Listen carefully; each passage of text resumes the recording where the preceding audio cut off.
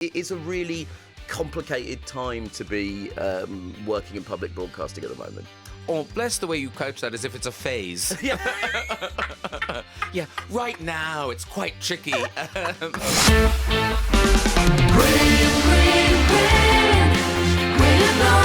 Graham Norton Radio Show on Virgin Radio.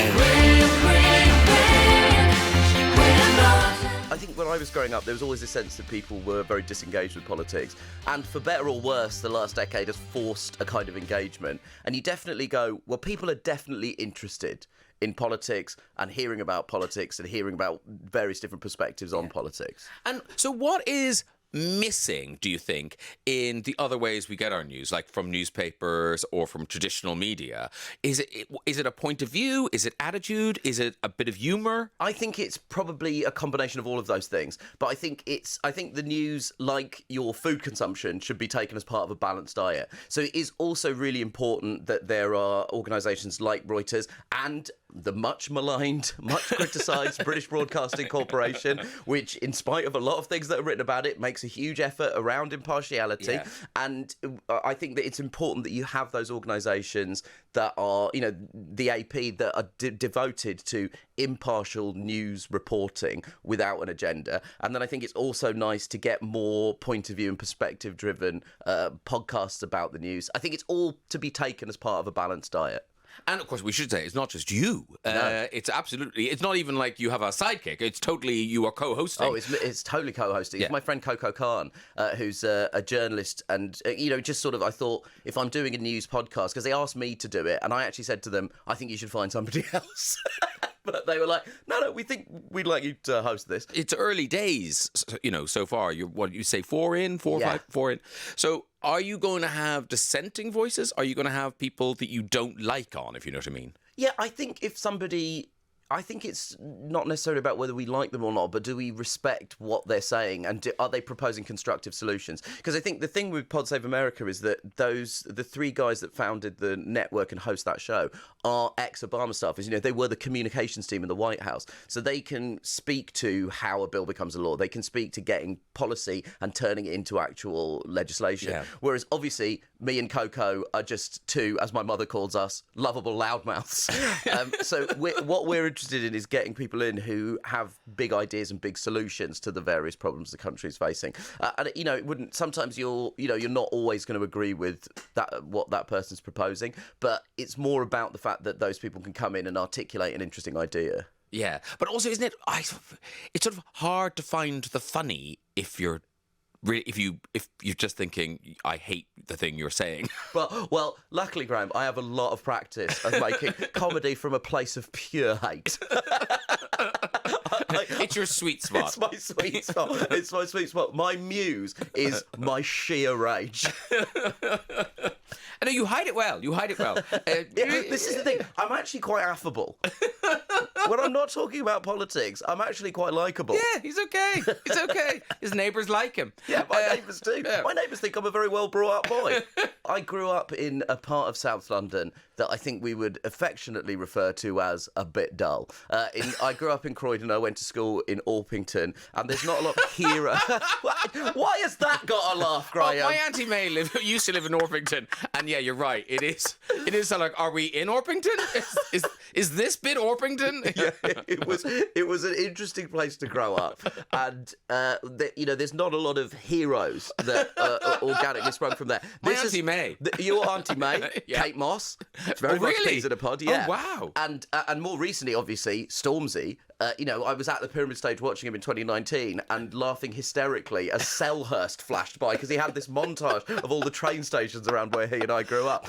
But in terms of when I was growing up, they didn't seem to be like naturally occurring Bromley, Beckenham, Croydon celebrities. But Bowie was from South London. He's a South London boy. He was born in Brixton and he was raised in Bromley, and he lived in Beckenham all the way up to Ziggy. Like the early performances of Ziggy Stardust happened in pubs in Bromley, and they actually asked him if he would come to a plaque unveiling, and he was like, absolutely not. I live in New York and I have a great life. But so he was always he was like one of ours, and we felt sort of an ownership over him, and I think that's definitely why I have some of the affection for him. And also, Modern Love is just a fantastic song. How right you are. Here it is. This is a big year for you. Is it 10 years of stand-up? It's 20, it's long. 20. No, it's like 15 years of stand up now. Okay. It's a lot. I've been doing this much longer than people think. What were you doing before? Well, I started doing stand up when I was at university. Oh, okay. You're one of them. Yeah, but I'm not one of them that immediately translated into financial viability. So I did gigs at university, and then after I graduated, I thought, right, here we go, show business, and there was a deafening silence. And so I had, for about half a decade, I had a string of office temp jobs, and I was willing to do. I basically said to a temp. Can I just say, you're making that sound worse than it is. Yeah. Half a decade. It's 5 years. 5 years. 5 years. It's 5 years. 5 years. You need some temp But jobs. it's a sort of odd, it's just a sort of odd apprenticeship. Like the career is an odd one. Yes. Because you sort of have to do an apprenticeship for a not agreed amount of time. Some people do it for a year, some people do it for 6 months, some people do it for 10 years. It's a weird act of faith being a comedian. It's a weird expression of self-confidence. And did you always do topical stuff? Was that always your thing? No, I kind of started telling stories about my life, and I wanted to be a political comedian, but I think I needed to learn the mechanics of joke writing before I could apply it to... I think that's true of everybody. When you start in comedy, it's easiest to learn how to write jokes, for a lot of us, by just talking about things that have happened in our life. And then working out, but then actually expressing your opinions on anything. You have to understand the kind of structure of jokes in order to execute them on your opinions. And what's odd about, I suppose, your career is, as a political comedian, it's all been under a Tory government. Yes, that's right. Yeah. So, do you kind of dread the day there's a Labour government? You're kind of like, what's my shtick now? I think, to be honest with you, I think that because I grew up.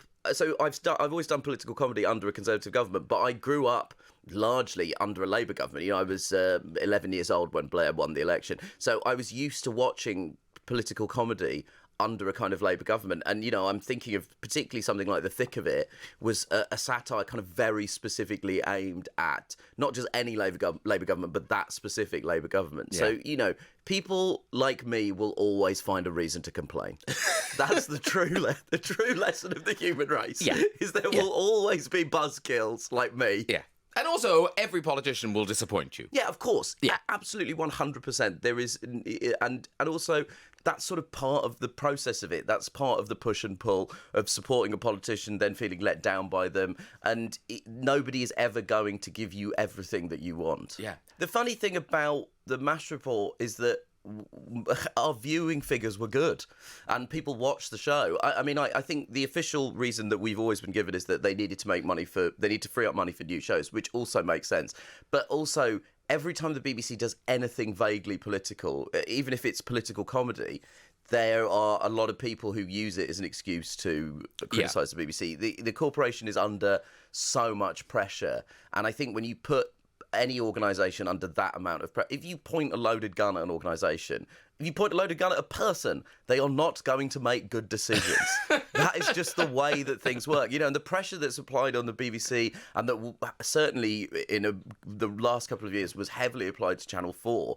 You sort of think, yeah, of course, people are going, why are they commissioning this? You go, because a guy is sat across from them saying, there's a bullet in this chamber. Like, it's a really complicated time to be working in public broadcasting at the moment.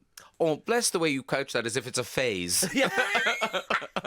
Yeah, right now it's quite tricky. Yeah. It's like it's built and built and built over the last decade. But hopefully there'll be, I don't know what material circumstance might change. I don't know. Maybe in 2024 there might be some opportunity to change some of the material circumstances in this country. Yeah. I don't know. I don't know. But I think the thing about the BBC, everyone hates it. I mean, that's they're doing quite a good job because nobody likes it. Yeah. So, but also, it's one of those things where, like, you do have to sort of stand up for it because we will all miss it when it's gone. Oh, yeah. Yes, we will.